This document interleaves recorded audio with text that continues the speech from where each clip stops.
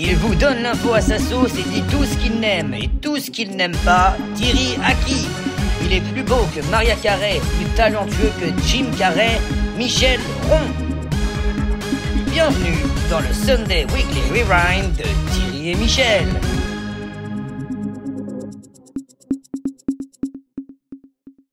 Bonjour à tous. Bonjour. Et bonne fin de semaine. Merci d'être avec nous pour ce récap hebdomadaire. Sans transition, polémique. Elon Musk, l'entrepreneur milliardaire, aurait effectué un geste à caractère nazi lors d'un meeting.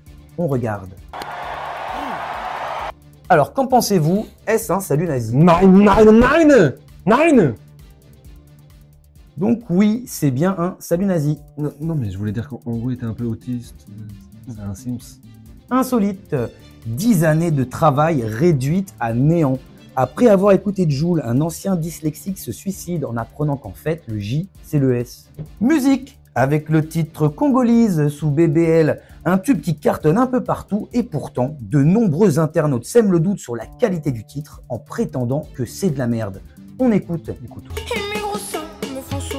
Michel, votre avis? Effectivement, c'est de la merde. Merci pour votre analyse. Avec plaisir. Good news. Après avoir perdu 50 kilos, un homme retrouve enfin sa bite. Drame.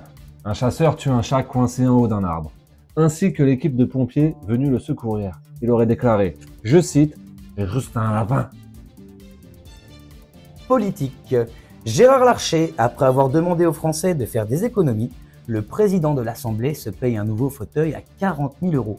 Les Français pensent qu'on se fout de leur gueule. Et vous, qu'en pensez-vous? Je pense juste qu'il a un très gros cul. Apparemment, une info nous parvient, il chausserait du 54 en cul. Qu'est-ce que je disais?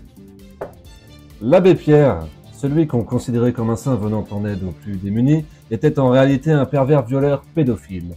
Il aurait indiqué peu avant sa mort avoir tout simplement voulu véhiculer les valeurs de l'Église.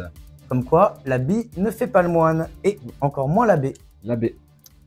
Concours de beauté, victoire de la Française Jade Bottin au concours Miche Monde. Tout de suite, photo de la gagnante. Et c'est pour ça qu'on aime la France. Et on n'oublie pas que nos régions ont du talent. Il y a un OnlyFans. Allons, nous sommes à l'heure de l'info, un peu de sérieux. Je verrai bien tout à l'heure. Et tout de suite, une citation. Quand le crapaud craint le canard, l'orange finit dans l'oignon. Et on se retrouve après ce flash. Flash, 76% des Français estiment qu'il n'existe que deux sexes, masculin et féminin. Les 24% restants, eux, connaissent le goût des feutres. On se retrouve après ça. Chibrit serait le véritable prénom de la première dame. Information à prendre avec des pincettes. Politique. Elisabeth Borne veut donner des cours d'éducation sexuelle à l'école à partir du CM1. Les élèves devront savoir placer Paris sur une carte et le clitoris sur une chatte. Et c'est CoF9. Hey. Comble de l'ironie, un bûcheron perd tous ses membres dans un accident et devient un homme tronc. On lui souhaite beaucoup de courage. People. Puis quoi? People. Laetitia Hallyday a perdu sa maison de Los Angeles détruite dans les flammes. Celle-ci évoque une perte douloureuse, mais on la suspecterait d'être l'auteur du sinistre. Après l'avoir entendu dire, il suffira d'une étincelle pour allumer le feu. Dossier à suivre. Et en attendant, toujours rien pour David et Laura. Mort de Jean-Marie Le Pen, une fête place de la République en son honneur. Ah non, il fêtait sa mort. Ah oui, je me disais aussi, c'était bizarre. Bon la bise à Goebbels. Cinéma, toute pour une, les trois mousquetaires à la sauce féminine. Mauvaise critique de la presse et flop au box-office. Un film jugé trop woke. 11 600 vues pour un budget de 10 millions €.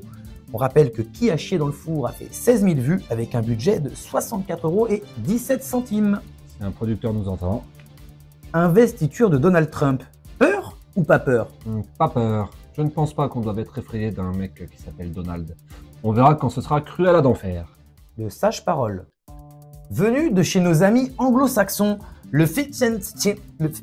Le fish and chips. Oui, allez-y, faites-le à ma place, oui. Venu de chez nos amis anglo-saxons. Je plaisantais, Thierry, allez-y.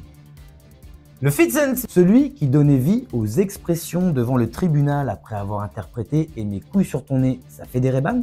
Insolite, il parcourt 7000 km pieds nus pour prouver que la Terre est plate, rencontrer avec nous l'homme qui marchait à côté de ses pompes. Littérature. Littérature. Il se couchit et disa, encore une journée bien remplie. Il embrassit sa épouse et éteinda la lumière. Retrouvez avec nous le futur livre de Michou.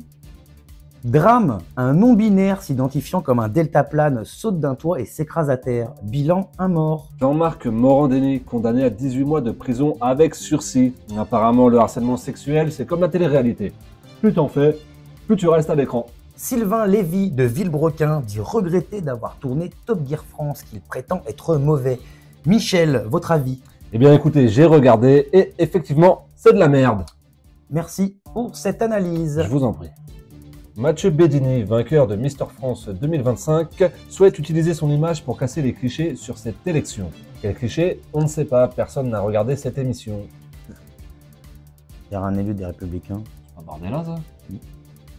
73% des Français considèrent Donald Trump raciste. Les 27% restants avaient pris allemand LV2. Art. Technologie.